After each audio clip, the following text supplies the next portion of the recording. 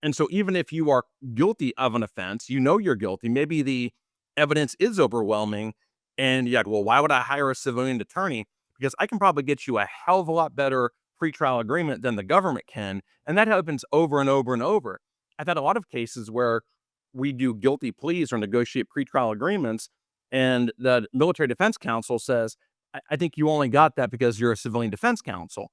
And I say, no, that's not correct. I got it because I know how to leverage. I know how to get leverage on a prosecutor. And the Mhm. first call can't be, please give me a deal.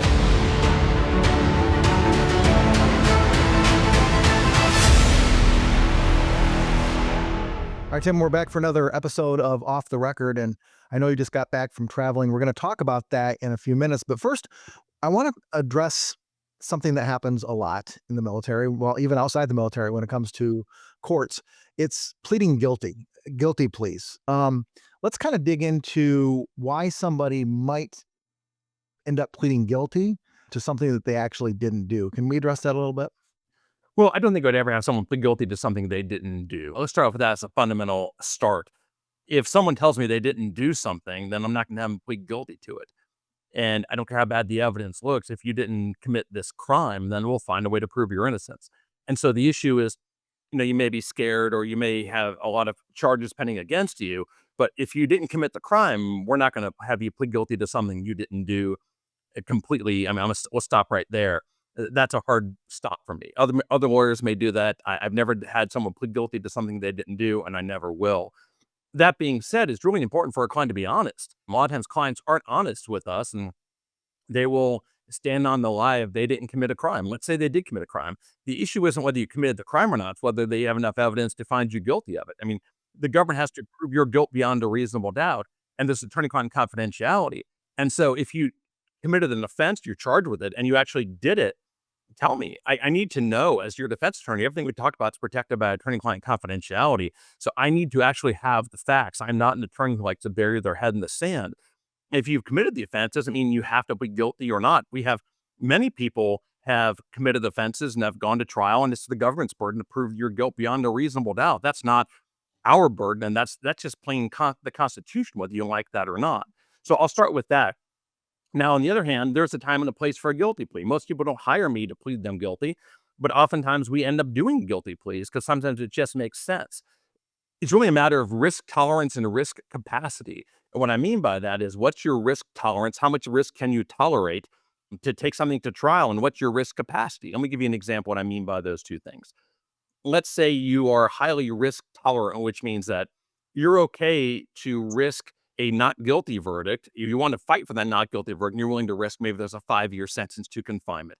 You have a very high risk tolerance. But on the other side, let's say you have a family, you have 4 kids, you're about to hit retirement, and your risk capacity is very low, which means that you may personally have a high risk tolerance, but your ability to sustain the risk is very low. And that could be a lot of different reasons. You could be 2 years from retirement. You could have a new baby on the way. You can have children. And while you personally say, I'll take the risk, you can't afford if it goes bad. And so if you have someone with either a low risk tolerance or a low risk capacity, those are clients where it may make sense to talk about a plea agreement. And that's only if the case is strong, the government can prove the case against you, and you've actually committed the offense you're pleading guilty to. And if those are the situations, we can negotiate a plea agreement, and you may be facing 20 years in confinement, just for an example, where that will devastate your life and devastate your future. And perhaps we can get you a plea to a lesser included offense, maybe something that won't cause you to register as a sex offender, something that will cause you give you a much lower sentence, something that's manageable. Well, maybe you might not want to take the risk, and we can negotiate that, and it makes a lot more sense to do that. So the reality is, not everyone has the risk capacity and the risk tolerance to take a case to trial. I'm a trial lawyer. I'm a trial warrior. I would take every case to trial if I can, but I don't get to make the ultimate decision on that. Many times the clients just don't have the stomach or the ability to risk a case. And that's where we have to do a real analysis saying, how strong is the evidence against you? What's the likelihood of a conviction or an acquittal at trial? How do we think this is going to play out? And all of that factors into a conversation that we can have to see if it makes sense to negotiate a plea agreement or not, or just to take the case to trial. It's funny. I think maybe we've talked about this before, but I remember seeing. either in live in person or on a Facebook meme or something. It was a picture of a billboard with an attorney. It was an ad, a big billboard along the highway. It said, "Just because you did it doesn't mean you're not. Doesn't mean you're guilty." Right? Yeah, And absolutely and correct. and so, you know, when somebody feels like that they're guilty and they're talking with their attorney, whether it's the free attorney that the government supplies or if they're going with somebody like you who is a civilian defense attorney, um, your job is like, how do you calm people down when they know that they did it? How do they stay, if they know they did it, how do they stay not necessarily not guilty, but how do they stay in good graces? Well, and of just good graces, if you know you did it, does that mean that the consequence needs to be what the government says the consequence is going to be, right? Mm. And the reality is, as a U.S. citizen, as someone who's a military service member, you're protected by the Constitution. That's the same Constitution you swore to uphold and protect. And let's not forget that. And the Constitution doesn't say if you're guilty, you need to be found guilty and do 20, 30 years and ruin your entire life and family. What it says is the government, you are innocent until proven guilty by competent evidence beyond a reasonable doubt. And so if you've committed an offense, if let's say you're guilty of something and you get found not guilty, it shouldn't be the defense that's losing sleep every night. It should be the prosecutor because they didn't build the case. They didn't have a strong enough case to prove your guilt. And oftentimes, it's just not that black and white. We talked about this many times. You may be guilty of one thing, but the government will blow it out of proportion and charge you with something that's Sure. excessively more extreme than you're guilty of. And they may add 5 or 6, 7 charges for something and exaggerate the nature of the criminality. And then you're in a position where, well, I technically committed an offense, but now the government charged me with something much more extreme than what I actually did. So am I really guilty of it? I did something wrong, but I didn't commit what was charged on the charge sheet. But in either event, if you've committed an offense, it's up to the government to prove you guilty beyond a reasonable doubt.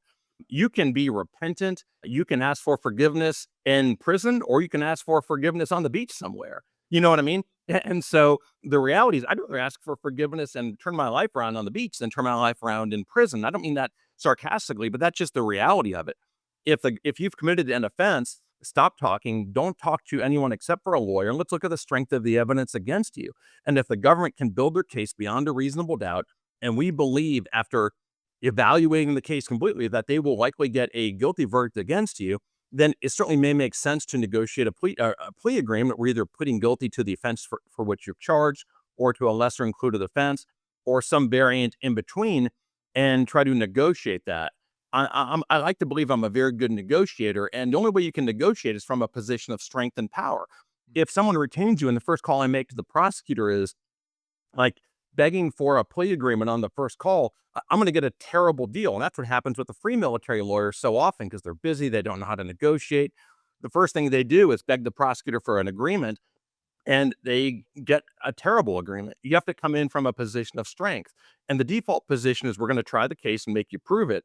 And oftentimes their case softens up and they soften up once they realize how difficult it will be to secure a conviction, how expensive it's going to be to secure a conviction, the risk of losing a motion to suppress or a motion to dismiss.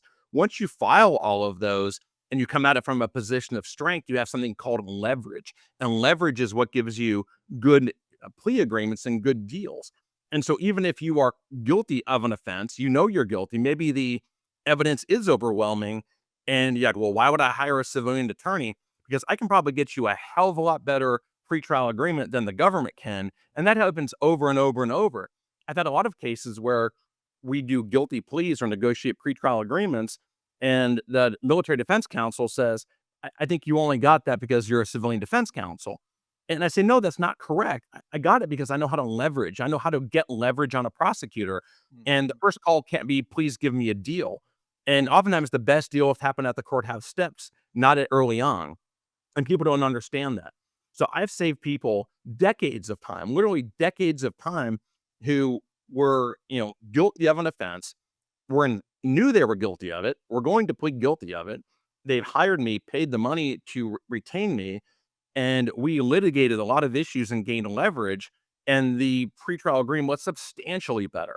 And so, what did that money buy them? It bought them time. It bought them perhaps years or a decade of your life back. And the question is, what's that worth?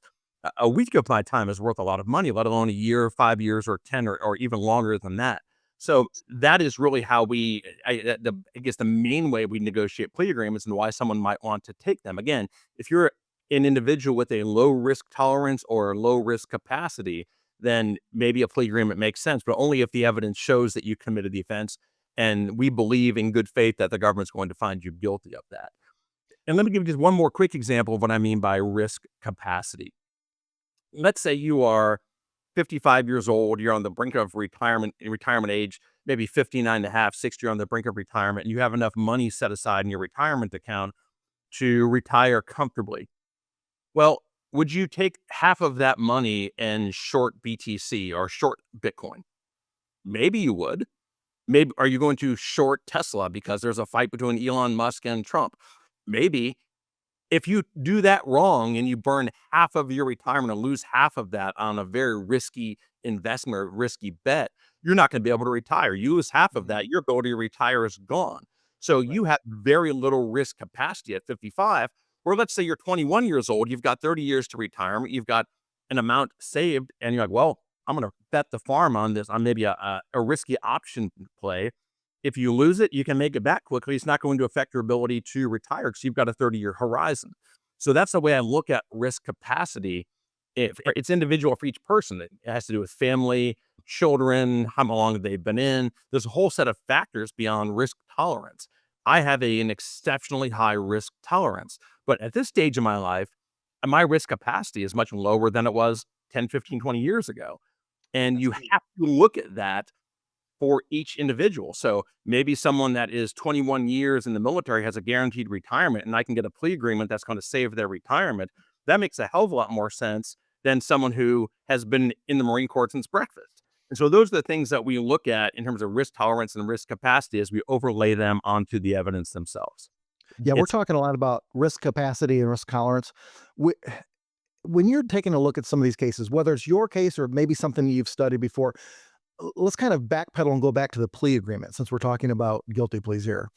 Have you ever seen anything that looked really good on paper, but then you knew that's going to ruin their life, or maybe it has ruined their life? Give me some examples of where a plea deal looks really good, but it's actually really bad. I mean, yeah, sex offender registration is the key. Oftentimes, people are looking at a plea agreement that's going to require them to register under SORNA or under as a sex offender registration. I think a lot of individuals don't realize how damaging that's going to be. And maybe there's a lower time in confinement, and maybe they're currently in pretrial confinement. They just want to get the hell out of confinement. They want the certainty. And so maybe they're offered a lower term, but as a part of that term, they're going to have to register as a sex offender. And maybe it's just the proverbial butt grab in a nightclub where you have an abusive sexual contact charge that's going to make them register for a sex offender, maybe 10, 20, 30 years, depending on the nature of the charges. Say, well, think about it long term. You don't understand the devastating effects of being a registered sex offender afterwards. And so that's something that may look good on paper, but people don't understand the collateral consequences of what could happen. Another one's immigration. If you have someone who's not a U.S. citizen, and then under Padilla, and there's a whole host of cases. If you plead guilty to a felony, you are deportable. And in this current administration, maybe you don't want to be deportable, right? And so there's a plea that may look good on paper, but unless you want to go back to whatever country you were originally from, maybe you do, maybe you don't, but that's a consideration as well. So you have to look at collateral consequences as well as quote what's on paper because oftentimes the collateral consequences aren't on the paper. They're secondary to it, and you have to think those through as well. Also, a lot of times people don't think they want to hear. They want to get out of the situation right now, and oftentimes they're scared of going to trial. And so you may have a case that you have a very strong case where we truly believe that we can win a case at trial. And you have a client with a very low risk tolerance who's just scared to go to trial because of the consequences. They may want a plea agreement right away. And it's up to us to convince them if it's appropriate that, hey, I can't guarantee a win, but this is a highly winnable case. And let me walk you through why. And it's going through the evidence, going through the witnesses, how we're going to present the case, the theories of defense and explain to them and convince them essentially that this is a winnable case that can be won. Then if they still don't want to take on that risk, that's fine. But oftentimes there's people look at a deal and it looks good, but it's really not. And that's also the case with um, alternate dispositions. In the Army, they call them Chapter 10s. In the Air Force, it's a Chapter 6. In the Marine Corps, it's a SILT, which is a separation in lieu of trial, where the government will withdraw and dismiss all of the charges against you. And in exchange, you get reduced to an E1 if you're enlisted and you get out with an other than honorable discharge. Well, that may be a very good resolution, but maybe it's not. If the government's offering this to you, it typically means their case is lousy. Otherwise, the government wouldn't be offering you a separation in lieu of trial if they had a good case against you. You're also going to get reduced to an E1, and you won't have the ability to obtain VA benefits. Well, let's say you have significant disabilities. Maybe without that, you would have rated that 70, 80, 90, 100% VA rating that's going to pay you $3,000, $4,000 a month for the rest of your life. You're going to give that up as well. And so those are things you have to think about too. So really the issue is you have to look at a case holistically and understand how to win a trial. You have to understand it just goes back to experience, understanding the evidence, understanding the case, and have a client be honest with you and you honest with the client. What I like talking about you with is because you work with so many different commands, so many different, well, in all the branches, right? So you've seen the pressure, some pressure is higher or lower in some commands when let's say the command believes that they're guilty. And since we're talking about guilty pleas during this podcast here, um, can you give me some examples or even just maybe just give me an overview based upon your own experience, like the pressure that the service members feel when their commands actually feel like they're guilty and to push forward with a guilty plea? Yeah, it can be really high, in particular in the Marine Corps. I see it the most pressure exerted in the Marine Corps. I would say that you can go from a rock star Marine to a shitbag overnight just by being accused of something. Where now your platoon sergeant, the first sergeant, your entire leadership went from someone who was an otherwise outstanding Marine to treating you like garbage, taking you out of your position, putting you in some ancillary billet that you shouldn't otherwise be in, and Mhm. giving pressure for you to quote take accountability of it, which means plead guilty, right? And so I've seen that, and from the perspective, in particular, junior enlisted are most susceptible to this, and in particular, the Marine Corps, which makes sense if you understand the services, or if you are a Marine watching this, you understand that the pressure is immense, and it goes back to you have to have an advocate on your behalf to shield you from this because you may feel pressure to quote take accountability or take responsibility for this, but that very well may not be in your best interest. And we see that before charges are preferred, after charges are preferred. We see Marines or all services, but it's the most of this is Marine. Most of my examples are Marine Corps, where you'll call a Marine in and call them into the office or behind the Connex, as we used to call it, and they'll tell them they need to man up and take responsibility for this. And if they Mhm. don't, they're not upholding the standard where, Yeah. hey, listen, you have a right to remain silent. You have a right to fight the charges against you, in particular if these are false accusations, which in sexual assault cases we find that they are oftentimes. And so yeah, the pressure is absolutely immense. And if that happens, you really need to, you know, take a step back from it. Always be respectful, always be courteous, never lose your bearing. That's not going to do you any bit of good. And that's the topic you need to broach with me or whoever's your attorney, because we can step in and start setting some boundaries, and I can put a stop to that instantly. I mean, one phone call, and I'll have a stop to that, and you won't be feeling that pressure anymore. I can do that with a phone call. I'm glad you brought that up because somebody who's listening to this, they might feel a lot of undue pressure, or not undue, but they feel pressure. It's Um, probably undue. Let's be serious. It's probably undue. Yeah, right. And so there's a lot of things, in the civilian world, you have things that you can do to stop like employers from, uh, I guess, for a lack of better terms, since I'm not a lawyer, for harassing you. In Sure. the military, are there things that you can do to tell the command, hey, back off? Yeah, it's a phone call for the most part. I'll call the first sergeant. I'll call the company commander, and I've stopped this nonsense with a phone call, and I'm respectful about it, but I come in from a position of authority. They Hmm. aren't looking at me as another captain who's giving them a call. If I was still in the military, I'd be at the '06 level, and they're looking at me from a position of authority where I'm respectful and I'm laying out the right thing for them to do. And if they give me a problem with it and they don't listen, then I go to their judge advocate, and then it stops pretty quickly because their servicing judge advocate or trial counsel understand that there may be then an issue of unlawful command influence and where it's going to really start hurting their case. So my first call is usually on the enlisted side. Calling a first sergeant does wonders. If you are respectful, know the lingo, understand how to talk to a first sergeant, and if you've been in the military before, sometimes you can stop that dead in its tracks. And if you do it Yeah. correctly, you can get a relationship with the first sergeant where if something comes up, it goes from this undue pressure to where they're calling me and letting me know what's going on with the Marine.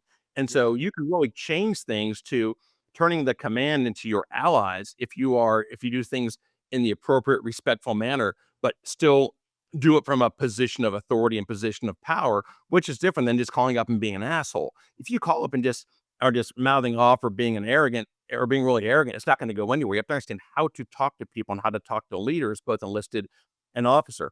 And again, if that doesn't work, it's a call to the trial counsel or their servicing staff judge advocate. And then they're going to intervene, because if they don't, they understand there's going to be an issue with UCI, unlawful command and influence, and that could really tank their case. So then I can put the stop to that almost instantly in just about every case that I've seen that happen, in particular in the Marine Corps, where it happens the most.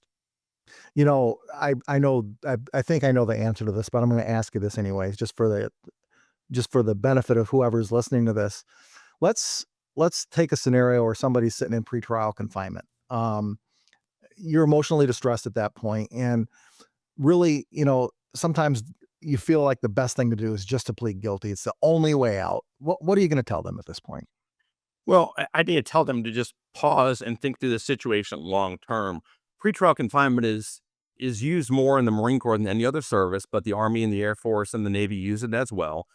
When someone is placed in pretrial confinement, there's oftentimes a feeling of hopelessness.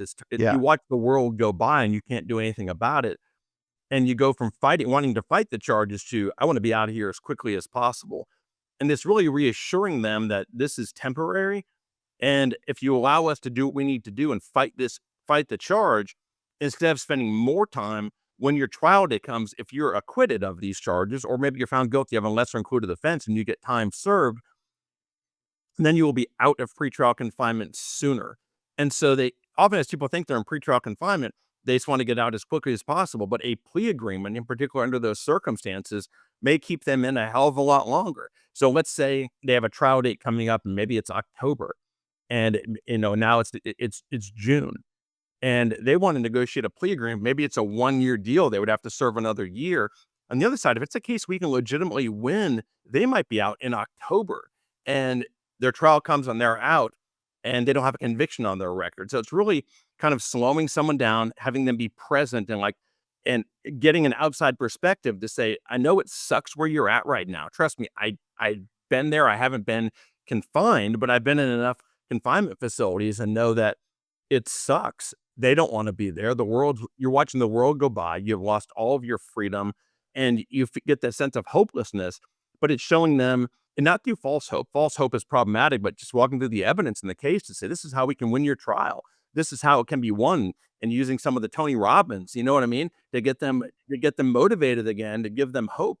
And you don't want to give false hope, but if you can give legitimate hope to someone, then, just keep going, do one more day and one more day and one more day. And let me try this case for you and find a way through the other side. And then when the jury stands up and finds you not guilty, you're walking out then. You're not going back, as opposed to having to do years more than that. That's the way I need to look at that, and just give people hope, but again, not false hope. So in the spirit of pleading guilty, especially in the military, any final words that you want to wrap this podcast up talking about pleading guilty? Yeah, if you're going to think about it, there is a time and a place for a guilty plea. And any lawyer that says they've never pled a case guilty is just full of it, and they're an egomaniac and want to take every case to trial. But before you enter into a guilty plea or a pretrial agreement, make sure you understand all the evidence against you. Make sure you've sat down and understood what is the strategy for trying the case. If you don't have a civilian counsel and your military lawyers told you to plead guilty, and they haven't laid out, how they would defend the case, what's their theory of the case, what's their theme for how they're going to win the case, and lay that all out for you, you're not in a position where you can even contemplate pleading guilty. You have to make sure you understand how this may play out at trial, understand all of it, to understand do I have a real chance at winning this case or not. And then you have to look at your risk tolerance and your risk capacity and make sure that if you get a pretrial agreement, it's actually worthwhile and it's a good pretrial agreement that's favorable to you.